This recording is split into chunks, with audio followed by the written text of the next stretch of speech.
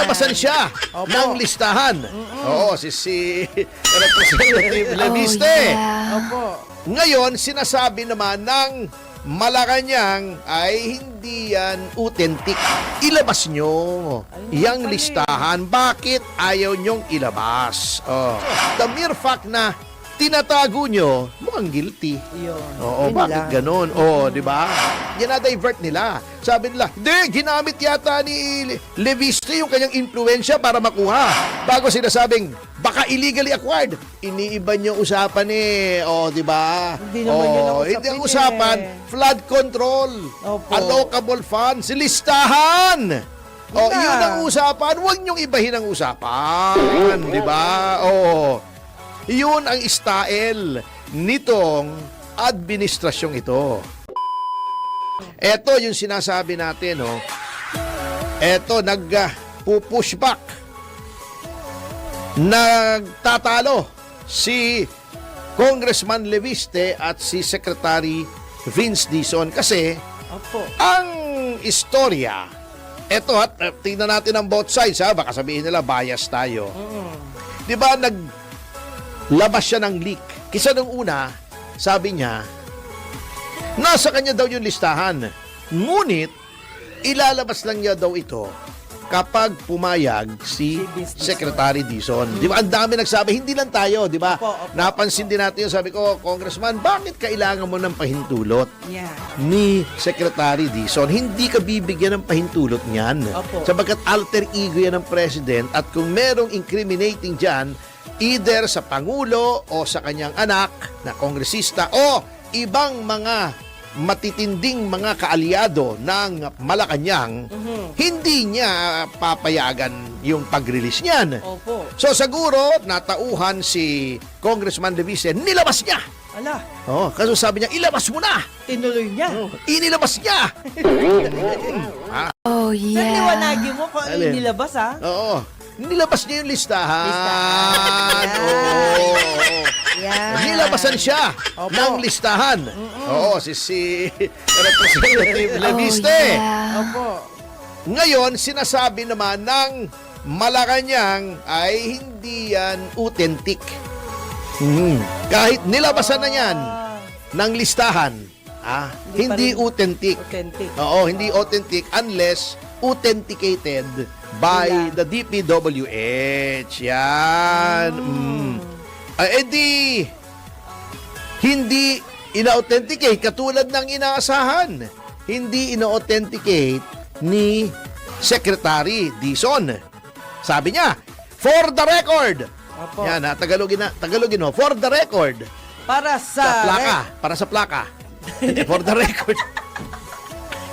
Attorney, ha?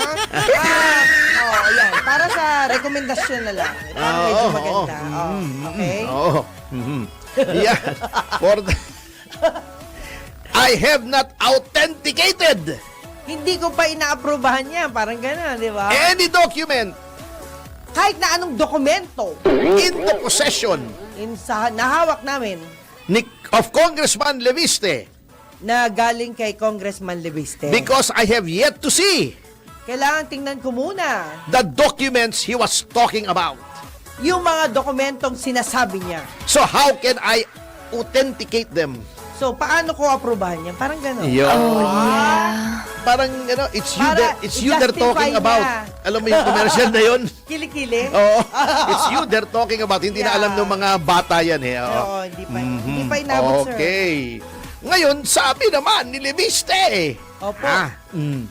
Sige. Hinihintay ko lang na itanggi mo. Oh. Kasi meron akong mga screenshots na siya ay nagpadala ng pinapunta niya yung inyong kaibigan. Opo. Si Emil. Kilala mo si Emil? Hindi. Oh, yung pinapadala doon sa computer si Emil. Email. Ay, Emil! Si Emil, oh. Email. Oh, hindi si Emil, hindi si Emil. Opo. Email, oh. Laglag. Oh.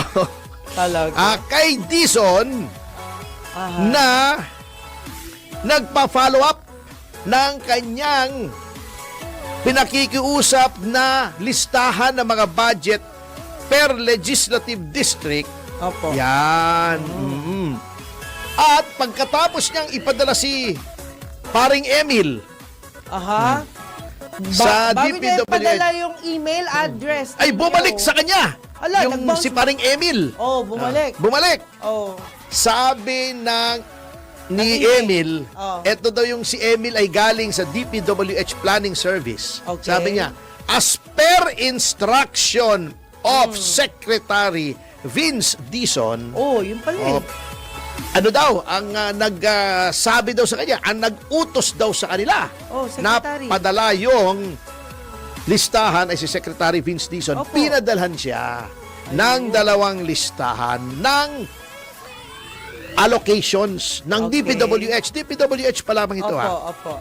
Isa base sa NEP, yung National Expenditure Program. Program. At isa base sa House General Appropriations Bill. Hindi pa to nare-reconcile doon sa Senate version. Yan. Okay. O, Senate kaya version. daw, matapos ng ilang oras at siya ay pinadalhan nung listahang yun. Ah, Sabi, siya ay nagkaroon ng panayam sa isang istasyon Opo. na sinabi niyang hindi niya maunawaan kung bakit yaong listahan ay, okay. ng DPWH ay hindi nila sinisiwalat. Ay, Samantalang public document yun dapat di ba? Ayun naman pala Public eh. interest yan Yes. Oh. Di ba? Sabi niya, nagtanong siya sa DPWH, may matindi ng panawagan for transparency and accountability. Malakas na ang tinig ng taong bayan na directed sa DPWH na ilabas nyo Ayun yung pala eh. listahan. Bakit ayaw nyong ilabas? Ayun nga. Kasi sabi niya, bakit kung walang kalokohang ginagawa ang mga kongresista, Yun, ang masakit. bakit nahihiya sila doon sa allocable funds? Wala, ay siya. Oo. Kasi hindi naman ibig sabihin, pag humingi ka ng pondo, yun ay ibubulsa mo. Yun. For all we know, maaring yun ay ilagay mo sa magagandang mga proyekto, ba't tinatago nyo? So, the mere fact na tinatago nyo, mukhang guilty. Yun. Oo, Yun bakit lang. ganon? Oo, di ba? Tama. Yung allocable funds, naging lokokable. Binagloloko tayo, di ba? Wala naman. Pwede nyo justify kung totoong Oo. malinis kayo. Mm-mm. Yun lang naman yun. So, sabi niya, bakit itinatago? Wala. Oo, yun nga ang sinasabi niya. Bakit gayon baga? Ay gayon baga. Ay, kaya nilabas ni Congressman. Oo, kaya nga, yun ang At saka, sinasabi. May iipit siya kung hindi niya ilabas yan. Baka daw matigok siya. Yun ang narinig ko noon. Eh. Ngayon, yung the fact na sinasabi ni Vince Dizon na paano nyo nakuha yan? Oh! Parang kinonfirma mo na. Na, Hindi meron mo pala. sinasabing mali yang Oo. listahan yan. Mm. Sinabi mo lang, uy, hindi dapat na sa'yo yan Paano mo nakuha yan? Oh. Di ba sinabi, galing pa nga sa mismong computer ni Cabral. Pumunta pa si Si Representative Leviste sa DPWH. Siniship nila yung issue ngayon. Ayun na. They are gaslighting. Ganyan yan Di ba nga yun nga po yung sinasabi po ni Auntie Claire, mga kabayan, na tinabagay parang minamasama pa po yung pagkakaroon ni Congressman Leviste nung mga files ni Yumaong Yusek Cabral. Pinapalabas po nila ngayon, illegal daw po ang pagkuha ni Congressman Leviste dyan sa Cabral files. At ang pinakamatindi dyan, mga kabayan, pinaiimbestigahan po ng Kongreso ni Abante. Mga kabayan, pinaiimbestigahan po ng Tuadcom. Ito pong Cabral files, mga kabayan. Na kung bakit daw po nakuha ito ni Congressman Leviste. Pucha, mga kabayan, sanib-sanib puwersa na po sila, mga kabayan. Ang usapin dito, totoo ba yung nandun sa Cabral files? Hindi usapan doon kung paano nakuha, kung illegal o hindi. Diba? Yun po yun, Auntie Claire. Kung totoo ba yun nakasulat dyan. Na pati si Lisa Marcos, merong insertion pati si Ralph Recto na hindi naman politiko, di ba? Hindi naman congressman, hindi naman po senador, nakapag-insert din po. Ha? Pati yung mga gabinete ninyo, sila Sani Angara, nandiyan po sa Cabral Files na yan. Paano po nangyari yon? Na nakapag-insert din po sila, ngayon hindi naman po sila kasama doon sa BICAM. Yan ang dapat ninyong sagutin. Hindi yung daldal kayo ng daldal. At sasabihin nyo, hindi, illegal yan, hindi, saan nakuha yan, hindi ganun eh. Diba, iniiba ninyo yung usapan. Palibasa, booking na kayo eh. Ano pa bang sasabihin ninyo na paniniwalaan pa ng taong bayan? Sinusuka na kayo eh. Tignan mo nga, Pangulo mo, negative 3. Diba, saan ka makakakita ng ganyang rating sa survey? Negative 3. Kahit si Pinoy yata hindi nakatanggap ng negative 3. Si Bongbong lang eh. Bakit? Simpleng pangako lang, hindi matupad eh. Sa bagay, mula noon hanggang ngayon, nambubudol lang naman. Diba? Taas-taas maghamon simpleng hair follicle test lang, hindi pa magawa. Tama si pagtatanggol mo pa. Auntie Claire. Diba mga kabayan? Diyan pa lang sa galawan ng palasyo, alam naman po natin may tinatago po sila. Panabasin ninyo galing sa nakaw yung Cabral Files? Sagutin nyo, totoo ba yan? Yung nilabas si Congressman Libiste. Tahimik si Dizon. Diba, titigas ng mukha nyo dyan sa palasyo eh. Di ba kayo nahihiya? Ipit na kayo eh. Kung ano na bang pang-diverse ang ginagawa ninyo, diversionary tactics ang gagawin po ninyo. Di ba sabi nga ni Professor Kalilong ba yun? Kulalong? Kalalang? Sino yung pangalan ng guest natin? Sino? Kuliti? Anong pangalan?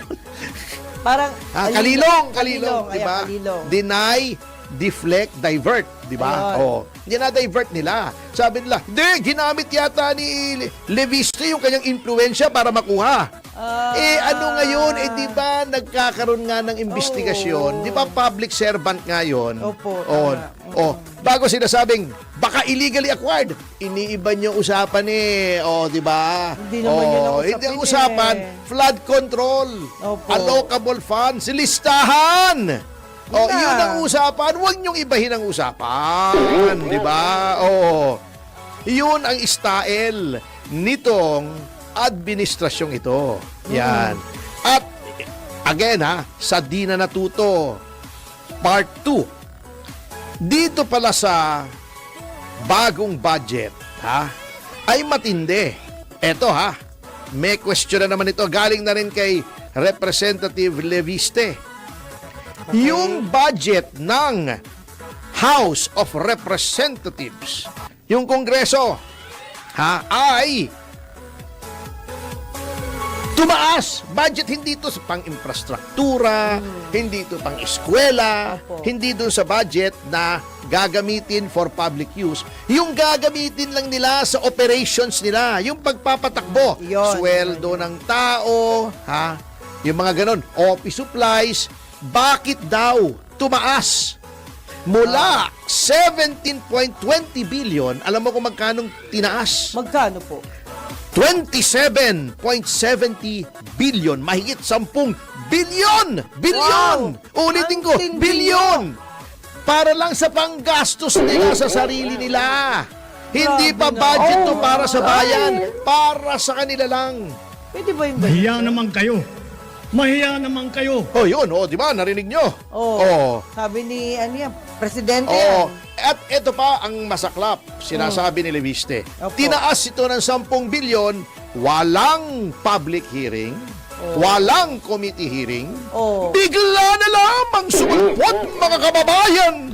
Parang kabuti. Yun. Yun na.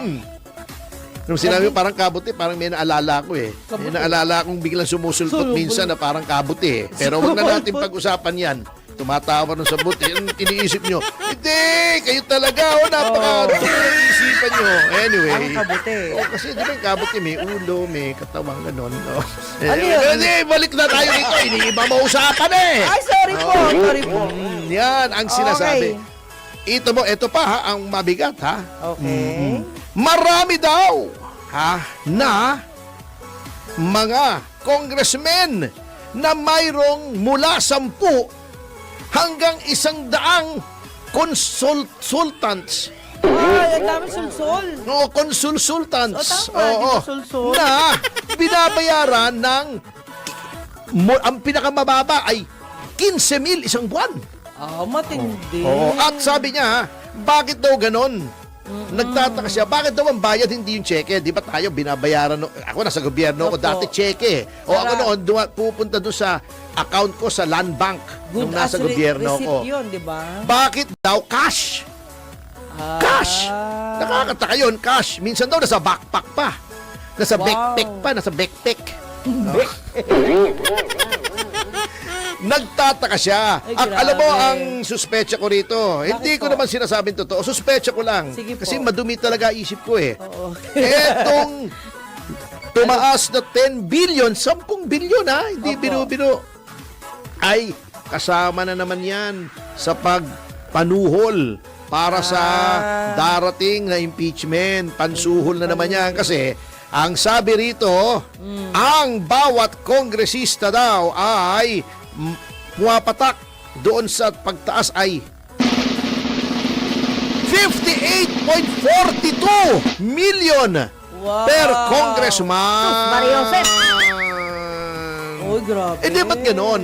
Di ba pare-pareho naman every year ang trabaho ng Congress? Opo. Ba't biglang tumaas? Dumami ba ngayon ang gagamiting papel? Opo, yun pa rin. Tinta ng printer? Yung pa rin. Ballpen? Yun pa O rin. lapis? Yun pa O rin. glue? Yun ang ano eh, yun yung MOOE eh. Di ba? Baka sa alkansya iba. Yun nga, alkansya nila para may pirmahan silang dokumento pagdating ng February. Yan na naman tayo eh. At mga kasama, magpapatuloy po ang ating pag-aaral sa pagbabalik ng Yes, Yes, Yoto Pa. O, di ba mga kabayan? Lumabas din ang katotohanan mga kabayan na talagang ang administrasyon po ni Bacag Junlo talagang pambubudol lang po ang ginawa. Mula doon sa 20 kilos na bigas, yung pag hindi magpapasok sa SCC, at marami pa pong ibang mga pambubudol. Magpapasko daw yung mga big fish sa kulungan. Ano nangyari? Wala. Di ba? Yung mga big fish nasaan? Nasa palasyo. Sila rin yan eh. Wala sila mapakulong mga kabayan dahil sila rin mismo. Pasensya na po kung medyo high blood tayo. At hanggang dyan na lang po mga kabayan. At huwag nyo nga po kalimutang i-hit ang like at subscribe button. Hanggang sa muli. Paalam.